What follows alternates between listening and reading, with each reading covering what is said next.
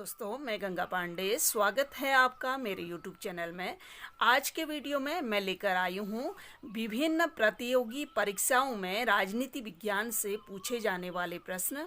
और हाँ, ये वीडियो मेरा जो आगामी LT की परीक्षा उत्तराखंड में होने वाली है उसके लिए विशेष रूप से मैंने तैयार कर रखा है। तो आज की वीडियो पर हम बात करें उससे पहले मैं आपसे कहना चाहती हूँ कि अगर मेरी वीडियो आपको अच्छी लगे तो प्लीज़ लाइक ज़रूर कीजिएगा और सब्सक्राइब ज़रूर कीजिएगा। तो इसमें पहला क्वेश्चन मैंने लिया है, वर्ष 1946 में गठित अंतरिम कैबिनेट की अध्यक्षता किसने की? तो वर्ष 1946 में गठित अंतरिम कैबिनेट की अध्यक्षता पंडित जवाहरलाल नेहरू ने की थी। अगला क्वेश्चन है, ब्रिटिश पार्लियामेंट में चुना जाने वाला प्रथम भारतीय कौन था? तो ब्रिटिश पार्लियामेंट में चुना जाने वाला प्रथम भारतीय दादा भाई नौरोजी थे।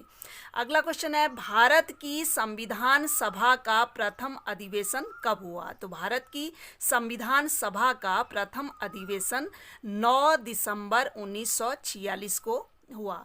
अगला क्वेश्चन है, भारत का संविधान पूर्ण रूप से कब तैयार हुआ? तो भारत का संविधान 26 नवंबर 1949 को पूरी तरीके से बन के तैयार हो गया था, लेकिन 26 जनवरी 1950 को ये लागू हुआ।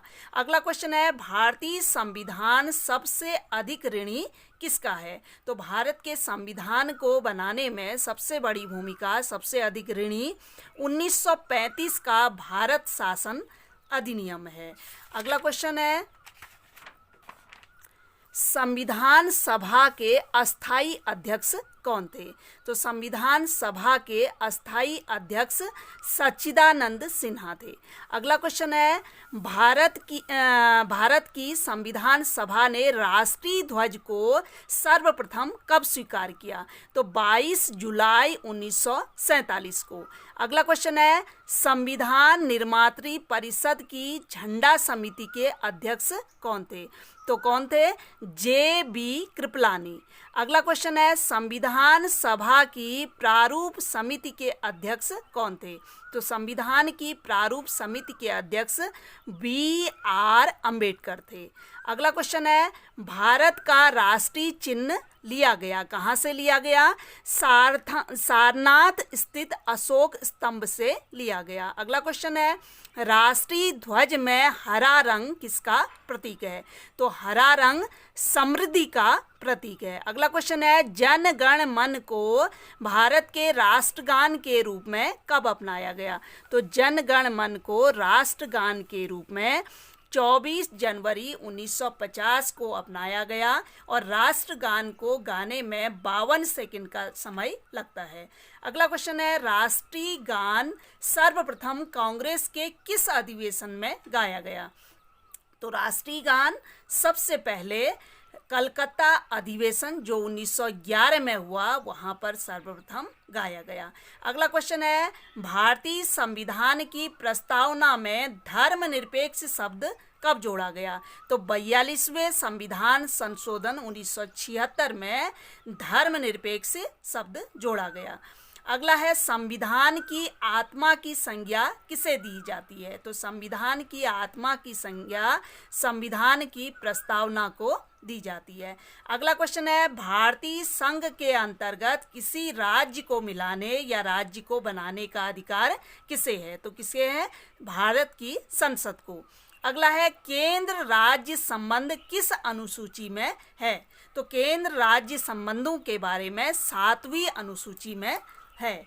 अगला क्वेश्चन है, भारतीय संविधान की 8वीं अनुसूची में कितनी भाषाओं को मान्यता दी गई है? तो भारतीय संविधान की 8वीं अनुसूची में 22 भाषाओं को मान्यता दी गई है। अगला क्वेश्चन है, संविधान की 8वीं अनुसूची में संशोधन करके कौन सी भाषा जोड़ी गई? तो कौन सी भाषा जोड़ी गई? सिंधी भाषा जोड़ी गई। अगला क्वेश्चन है, 9वीं अनुसूची जोड़ी गई, कब जोड़ी गई? 1951 में संविधान में पहला संशोधन, प्रथम संशोधन के द्वारा जोड़ी गई। अगला है, मौलिक कर्तव्यों को जोड़ा गया, कब जोड़ा गया?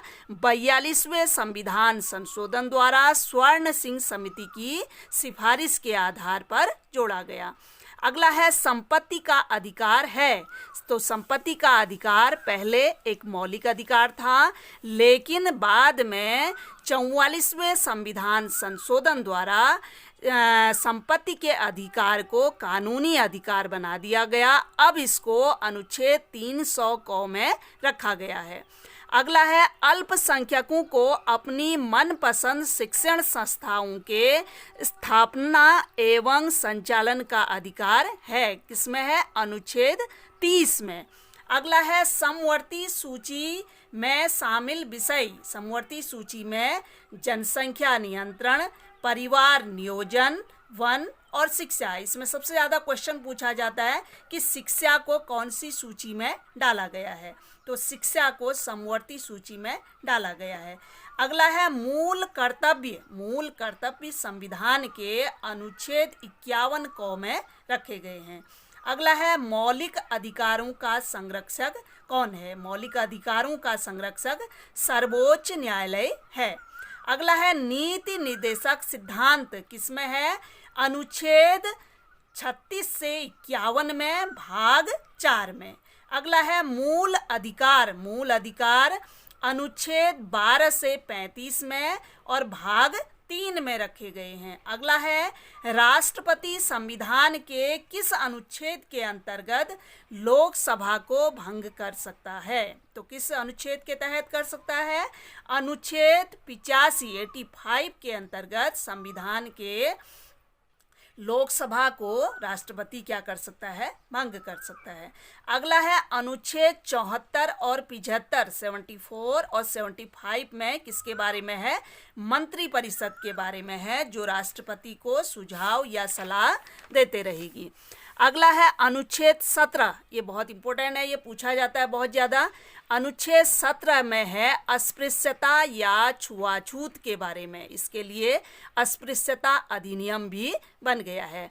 अगला है अनुच्छेद 23। अनुच्छेद 23 का संबंध है मानव या मानव अंगों के व्यापार पर निषेध से संबंधित।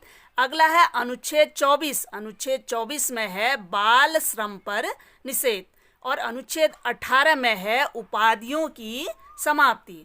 अगला क्वेश्चन है राष्ट्रपति को पद की शपथ कौन दिलाता है? तो राष्ट्रपति को पद की शपथ सर्वोच्च न्यायालय का मुख्य न्यायाधीश दिलाता है।